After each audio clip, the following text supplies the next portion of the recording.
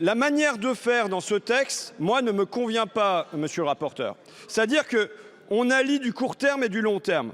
On allie un appui, oui, aujourd'hui, à l'Ukraine. On appuie les conditions de sécurité, le rappel de l'agression russe, la condamnation des crimes commis. Mais derrière, il faudrait qu'on soit automatiquement d'accord sur l'Europe de la défense ou sur l'adhésion de l'Ukraine à l'Union européenne. Or, là, on fait du pêle-mêle.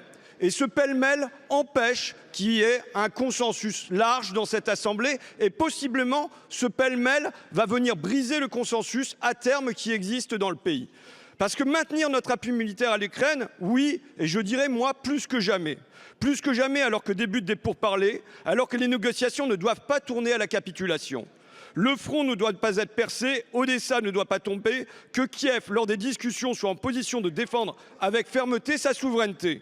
C'est plus utile que jamais, alors qu'on a une offre de trêve, de cessez-le-feu, possiblement un plan de paix, et que pendant ce temps-là, les Russes bombardent et en profitent pour gagner du terrain.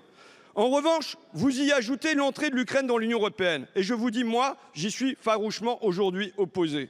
C'est une question sociale, d'économie et non de solidarité dans un conflit. Avec des salaires 10 fois moins élevés, des fermes 100 fois plus grandes, la libre circulation des marchandises conduirait au désastre, notre agriculture et aussi notre industrie. Les élargissements à l'Est opérés il y a 20 ans ne sont toujours pas digérés, engendrent encore la délocalisation de nos usines. Nous ne pouvons pas éternellement produire les mêmes erreurs. Ce serait à terme la garantie d'un rejet dans notre pays de l'Europe. D'autres chemins de coopération, d'entraide existent que le libre-échange, qu'une concurrence libre et complètement faussée. Je regrette que la résolution proposée ce soir mélange dans la confusion les deux questions et tous les enjeux.